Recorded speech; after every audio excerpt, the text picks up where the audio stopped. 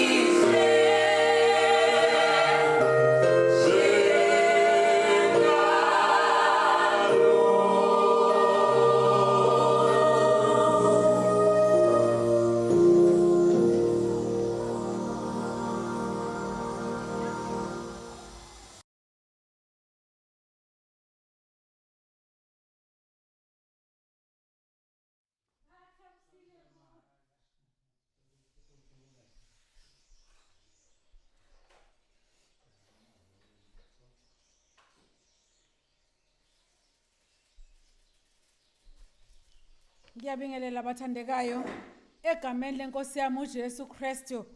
Ngithanda ukubingelela abefundisi bonke ngokubizwa uNkulunkulu. Sesingenile inkonzo isingenile nakithi eLiving Hope Fellowship Center ungamema nabanye egameni lika Jesu. Siyabonga kakhulu ku worship team esesiphe umculo omnandi kangaka ukuthi yes linamandla igazi lika Jesu. We thank God so much today. Ngiyafisa kakhulu ngokukhethekile ukubonga kakhulu ukuthi namhlanje usuku lomama. Njengoba kuusuku lomama uNkulunkulu ulenzile lolu suku ukuba sithokoze kulo. Ngiyafisa ukusho komama ukuthi you are real moms and we thank you. You are emotional sometimes, but you are rocks. You are tired sometimes, but you keep on going. You are worried sometimes, but also you keep on being full of hope. Sometimes you are impatient. Kodwa uNkulunkulu abuye ayigcwalishe impatience yakho. You are overwhelmed, but you never quit. Siyabonga that you have never quitted, for winners never quit and quitters never win. Siyabonga kakhulu komama ukuthi even if you are doubted, you remain amazing. You are wonderful even in chaos, and you are life changers. You are everyday winners. We thank God ngalokho. Sithi uNkulunkulu anibusise anigcwalise ngamandla kaMoya oNgcwele. Bathandekayo, namhlanje sifunda izwi elitholakala kuGenesis 28 from verse 10 to 20. La uJakobe ushiya izwe lakubo iBersheba uya komalume wakhe eHaran. Maye sendleleni akhathale noma kuhlwe indlela ayihambayo yayi 650 kilometers. Kodwa ngesikhathi ehlwelwa wayesehambe 80 kilometers. Lithi izwi lenkosi walala, before alale wathatha itshe ngoba wayengenamngani engenamuntu azoxoxa naye kuhlwile, wathatha itshe wacamela kulo. Ivesi ke lithi ngesikhathi elele waba nephupho. Uthi waphupha bheka nanko umkhwelo emawuqala ku verse 12. Waphupha bheka nanko umkhwelo umisiwe emhlabathini, isihloko sawo sifinyelele ezulwini, nezingelosi zikaNkulunkulu zenyuka zehla kuwo. Bheka uJehova wayemi ngaphezulu kwawo wathi, nginguJehova uNkulunkulu kaAbraham uyihlo, nginguNkulunkulu kaIsaka. Lelizwe olele kulo ngiza kukunikeza wena nenzalo yakho. Inzalo yakho iyakuba ngangothuli lomhlabathi. Wena usabalale ngasentshonalanga, nasempumalanga, nasenyakatho, naseningizimu. Ngawe nangayo inzalo yakho iyakubusiswa emndeni yonke yomhlaba. Bheka nginawe, ngiyakukulondoloza nakuphi la uyakhona. Ngikubuyisele kulelizwe ngokuba angikukushiya ngingakakwenzi lokho engikushilo kulo. Wayesephaphama uJakobe ebuthongweni wathi, imbala uJehova ukulendawo, mina ke bengingazi. Washawa uluvalo wathi, yeka ukwesabeka kwalendawo. Akusikho okunye, yindlu kaNkulunkulu kuphela, yisango lezulu. uJakobe wavuka ekseni, walithatha itshe abelibeke phansi kwekhanda lakhe, walimisa laba yinsika, wathela amafutha esihlokweni salo, waqamba leyo ndawo ngokuthi iBethel kuqala. Igama lalomuzi laliyiluze. uJakobe wenza isithembiso wathi uma uNkulunkulu eyokuba nami angilondoloze kulendlela engihamba ngayo angiphi isinkwa sokudliwa nezingubo zokwembatha ukuze ngifinyelele endlini kaBaba ngokuthula khona uJehova uyakuba nguNkulunkulu wami nalelitshe engilimise libe insika liyakuba yindlu kaNkulunkulu nakukho konke oyangipha khona ngiyakukunikeza okweshumi. Haleluya. Bathandekayo, njengoba sesishilo ukuthi uJakobe la usesikhathini esinzima, ufika la ekhathele khona, ufika la kumnyama khona, njengoba nathi siphila ezikhathini zobumnyama, ufika la uncertain khona ngoba uhlutshuliwe, akanamuntu nekusasa lakhe akalazi kahle, unembuzo eminingi kunezimpendulo ezingaba khona.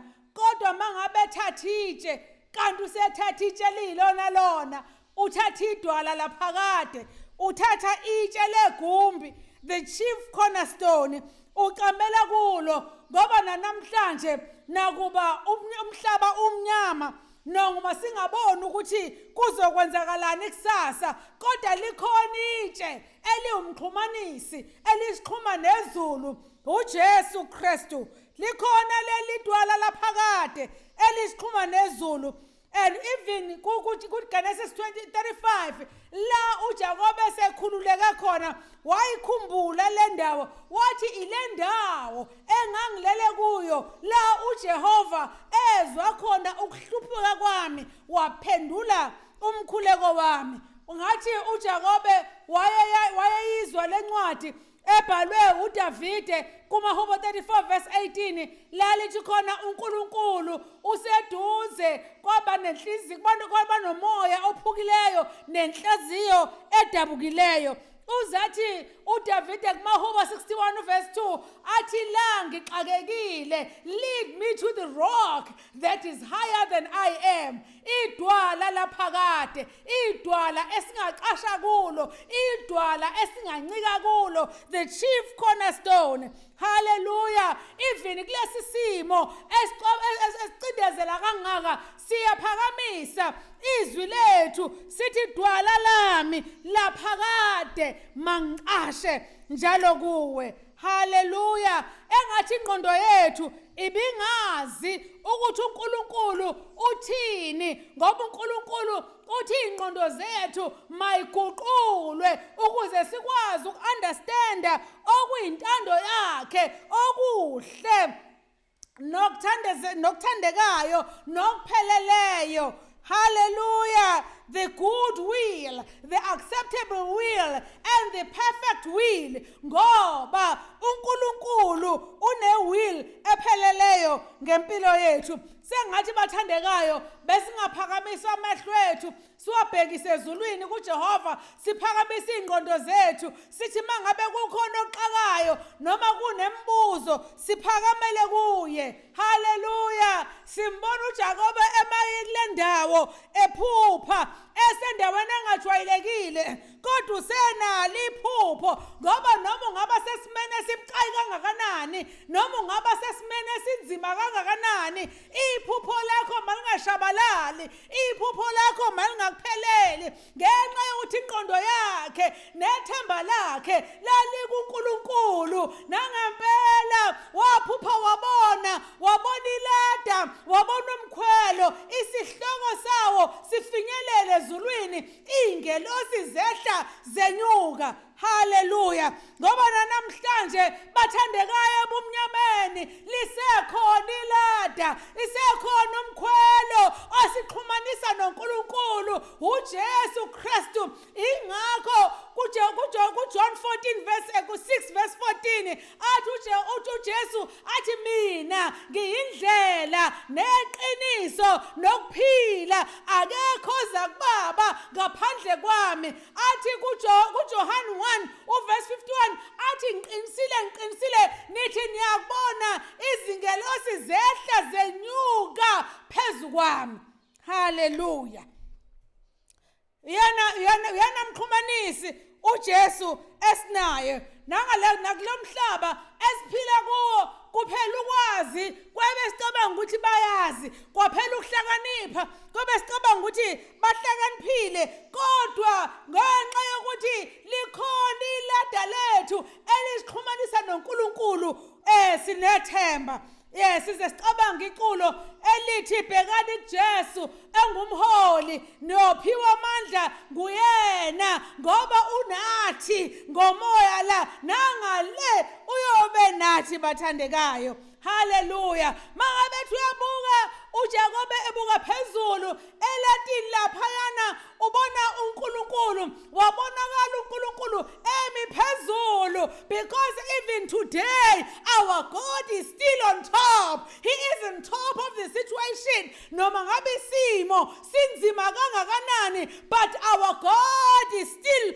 on top. Hallelujah. Futhi uNkulunkulu wethu akathuliswa izimo thina ezisithulisayo akaqakwa izimo thina ezisixakayo. Simbona nangelalilanga likaJakobe akaqakekile uNkulunkulu njengoba engaxakekile wesokale sekhuluma ethi mina nginguJehova uNkulunkulu kaAbraham uyihlo nginguJehova uNkulunkulu kaIsaka athi lelizwe olele kulo ngiyakukunikeza lona wena nenzalo yakho. Number 3 wathi uzowusabalala wathi usazokusabalala usabalalele ngasempumalanga nangasentshonalanga nangasenyakatho nangaseningizimu okunye kwesine wathi ngawe nangenzalo yakho ngiyakubusisa imindeni yonke yomhlaba. Number 5 wathi bheka nginawe wathi ngiyakukulondoloza angikukushiya ngiyakukulondoloza. I will never leave nor forsake you in the name of Jesus. Lesi sibusiso uNkulunkulu isibusiso lesi akasenza kuAbraham maqede wasifeza wathi ngiyakubusisa. Nawe mzathandekayo nawe mzalwane uNkulunkulu ukubusisile ngesibusiso esimangalisayo sokomoya. Ku-Isaiah 54 uthi yelula indwangu zakho uthi zelule singakafiki isibusiso because I am surely going to bless you in the name of Jesus. Kumnyama manje emhlabeni kubi namhlanje emhlabeni kodwa sengathi uNkulunkulu unyenyeza ukuthula empilweni yethu engathi uNkulunkulu uyanyenyeza uthi nginawe I will never leave nor forsake you. Uthi ngiyayibona mina ikusasa lakho noma ngabe wena uliboni kumnyama kuwe but I will be with you. I will never leave nor forsake you. Uthi I am in control since I am on top. Usho engathi uyagcizelela amazwi atholakala kuJeremiah 32 verse 27 la uNkulunkulu ethi mina nginguJehova wenyama yonke kukhona yini okungahlulayo. Namhlanje emthandekayo our God is not failing, our God is not a failure. Kodwa uNkulunkulu is in control and he is on top in the name of Jesus. Waseyavuka ke uJakobe emva kwaleli phupho waseyavuka. He woke up warealize ubukhona bukaNkulunkulu. Hey, wake up men and women of God, wake up from feeling sorry for yourself in the name of Jesus. Wake up from complaining in the name of Jesus. Wake up from making excuses in the name of Jesus. Wake up from blaming others. Take this time as the time to connect with our mighty Father. Ngoba likhona idwala eliwumkhumanisi, likhona idwala, ukhona uJesu oyindlela, oyiqiniso, owukuphila. Wake up even in this situation. Le situation ifuna abantu abavukileyo because our God is still promising us, because our God is still present, because our God is still a providing God. In the name of Jesus. yazi kulesi sikhathi uJakobe akabonakala ebalisa, but he is uttering a very positive statement. Uthi wow, God is in this place. Yes, nami ngisho njalo ngithi God is in control. God is in this place and God is here and ukhona uNkulunkulu nakulesi simo esidlula kuso, nakuso lomhlaba, nakuso lesi sikhathi secorona. Our God is here. Ngoba Isaiah 43 kuthiwa Isaiah 43 uJehova uvula indlela ehlane, ukhipha amanzi ehlane, avula indlela kwahlonga sibi. We seem like we are lost. Many people are lost and desperate, but our God is there. Uyavula indlela ehlane. Simuzwa sekwenzeke konke uJakobe eqala ekhuluma. Okokuqala nje mayeqala ushintsha igama lendawo, akuselona igama leLuzi, sekuyiBethel. Bathandekayo, igama eluthi Luzi lisho a place of deviation. Abanye abantu kuthi makumnyama empilweni badeviate, bahluke noma babaleke kuNkulunkulu, baphambuke away from God. But sibona uJakobe enza into enhle, eyisibonele sihle, deviate towards God, ezeqamba leli gama ngesibusiso lokuthi sekuyiBethel namhlanje. Hallelujah. Simuzwa uJakobe engathi ucula iculo elithi bhekani ezulwini la kukhona umsindisi wethu. Sengathi uJakobe ucula leli culo elithi bhekani kuJesu engumholi nophiwa amandla kuyena. Nangu uJakobe uthola amandla, uyakhuluma, uthola amandla, uthi uJehova ukhona kule ndawo. Akagcini ngokukhuluma kuphela, kodwa uthatha itshe ulithela amafutha, ulenza libe insika. Hallelujah. Wathanda kanjani? Ngiyithanda kanjani attitude kaJakobe kulesi sikhathi? Uyambelieve uNkulunkulu, unokholwa nguNkulunkulu, uyakholwa futhi izethembiso zakhe. Hallelujah. Emva kwalokho ubika kudaba lwakhe. Useyibika udaba lwakhe, uthi uNkulunkulu sengathi ungaba nami, uthi uNkulunkulu sengathi ungangilondoloza kule ndlela engihamba ngayo, uthi ungiphe isinkwa sokudla, ungiphe nezingubo zokwembatha, uthi ngifuna ukubuyela ngokuthula ekhaya likaBaba. Nathi nangoba sihlupheke kangakanani noma ngabe sihlukumezeke kangakanani, kodwa sengathi singahamba ngokuthula size siyofika ekhaya. Kuthi noma sihamba mangabe singahlwithanga sesiya endaweni yethu yokuphumula, ubezwe becula abaseleyo bethi banokuthula bangcwele. Hallelujah. Uthi ngiyathanda ukuthi ngibe nokuthula, ngoba noma sikhuleka abazalwane wenza umkhuleko omuhle, umkhuleko engithi mangiwusummarize ngithi ukhuleka umkhuleko wama-acts othi adore. He first adores God. Okokuqala nje uyam-adorisha uNkulunkulu. Okwesibili uyaconfessa ukuba uyena. Okwesithathu uyambonga uNkulunkulu ngalokho ayikhona, and okugcina enza isicelo kuNkulunkulu. He adores, he confesses, he thanks God, and lastly he supplicates. Eletha-ke isicelo sakhe kuNkulunkulu. Uthi mayesho uthi lelitshe mayisethembisa njengoba noNkulunkulu ethembisile, noJakobe uyathembisa kuNkulunkulu, uyamthembisa. Uthi lelitshe ngiyalimisa libe insika, ngiyakwakhela indlu. Uthi-ke futhi uma ungenzele engicelayo, ngiyakuthembisa Jehova ukuthi ngiyokukunikeza okweshumi kwakho konke oyangipha khona. Hallelujah. Nakuba kunzima ungalidedeli itshe mzalwane, thana dala lami laphakade mangicashe njalo kuwe. Uthi mangi kufika izimo ezinzima zempilo, lead me to the rock that is higher than I am. Hallelujah.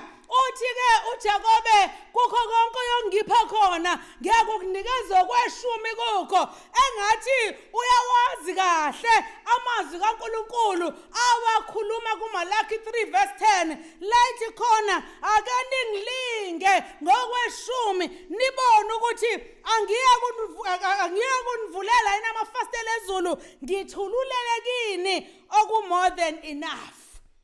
Hallelujah. And ngoba uma ngabe wenza isicelo kuNkulunkulu wenza isethembiso kuNkulunkulu kufanele kusirecognize isethembiso osenze kuNkulunkulu. Hallelujah.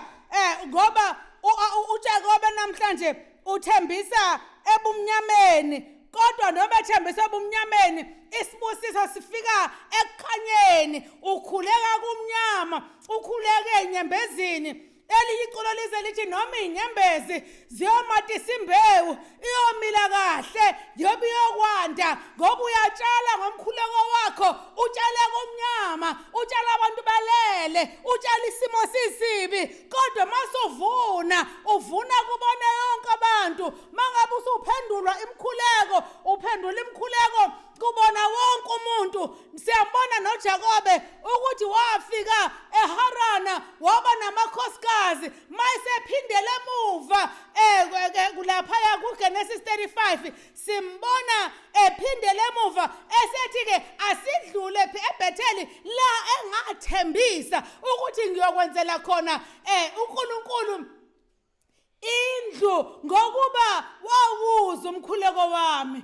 Ngakhala kuye ngihamba endaweni enzima ngakhala kuye isimo singesihle kodwa wawuphendula umkhuleko wami simbona ephindele eBhetheli eyokwenza isethembiso. Hallelujah. Mighty Jesus.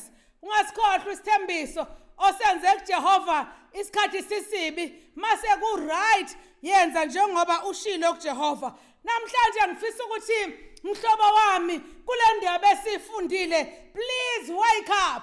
It is the time to wake up from complaining. It is time to wake up from excuses. Ngiyafisa ukusho ukuthi even in times of darkness our God is able. Ngiyafisa ukusho ukuthi please cling to the rock Jesus Christ, because he's a chief cornerstone. Uyitshe legumbi abalinqabileyo abakhi abacabanga ukuthi bahlakaniphile kodwa he is the chief cornerstone in the name of Jesus. So cling to the rock. Please worship God. Worship God in everything. Worship God. Mawenze umkhuleko wenze isethembiso sigcine leso sethembiso. And don't forget your promises in the name of Jesus.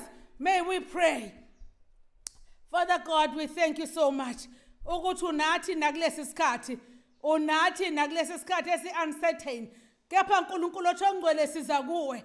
Siyasho sithi sisakubona ngenxa kaJesu Kristu. Siyasho sithi sisalizwe izwi lakho ngoba uyakhulumisana nathi asivimbelekile noma zingavalwa izindlu zamasonto kepha wena uNkulunkulu othongcwele ibandla lakhe liyithi uqobo alivaliwe usanyenyeza unyenyeza ukuthula usanyenyeza unyenyeza impumelelo usanyenyeza unyenyeza ukunqoba uthi baba inzalo yethu iyoba ngangothulo lomhlabathi uthi imizi noma imndeni iyobusiswa ngathi. Siyabonga uNkulunkulu othongcwele ukuthi izwi lakho olithembisile uyalinda ukuze ulifeze. Siyabonga baba ukuthi you are saying you will never leave nor forsake us in the name of Jesus. Oh, how wonderful to hear you. Usibambile uhamba nathi ebumnyameni uhamba nathi uhlelemba magebhugebhu uhamba nathi unqamula amakete angethusi uhamba nathi unqamula imigoqo yensimbi in the name of Jesus. Siyabonga baba siyabonga ukuthi uyasiduduza. You are with us always. Nathi baba siyafisa ukuhlala endlini yakho kuze kuphele insuku zethu. Siyafisa ukuhlala ebukhoneni bakho kuze kuphele insuku zethu. Size sisho sithi surely goodness and mercy shall follow me all the days of my life. In Jesus' mighty name, amen. Bathandekayo, siyabonga kakhulu uNkulunkulu ukuthi nibe nathi. Siyabonga kakhulu ngesikhathi, siyabonga kakhulu nangemali enichithayo ukuze nibe nathi. May we meet next time and next week, same time, in the name of Jesus. Amen.